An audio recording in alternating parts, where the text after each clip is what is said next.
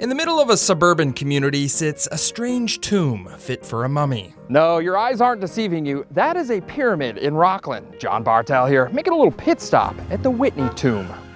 If you look up from the 11th hole at Rocklin's Whitney Oaks Golf Club, you'll see a seemingly out-of-place pyramid. There's no real signs or directions on how to get there other than a small plaque on the ground that says, "The Pyramid."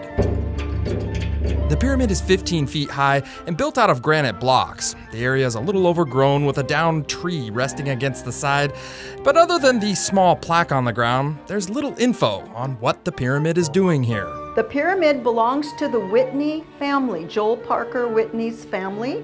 Their house was not far from this pyramid that they built, and it is a mausoleum where the family members were buried. Bonnie Rucola Newman is a docent at the Rocklin Historical Society, and she says Joel Parker Whitney was a wealthy landowner, farmer, and promoter of Rocklin. Then at one point went to Colorado and established himself there and made a lot of money from the silver mining. After striking it rich in Colorado in the mid-1800s, Mr. Whitney tried his luck in California, but instead of mining, he fell in love with Rocklin, where he bought 27,000 acres and spent his days growing several varieties of citrus and raising sheep until he died in 1913 at the age of 78 from complications of kidney disease. So historians believe that Whitney chose the shape of a pyramid because he was a believer in pyramidology, which is the belief that a pyramid has magical powers, including reincarnation. It's believed at least 17 of Mr. Whitney's descendants are entombed in the pyramid.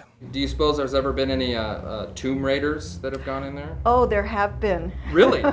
Bonnie says in the 1970s, a few men broke into the tomb, which at the time did not have the massive metal door.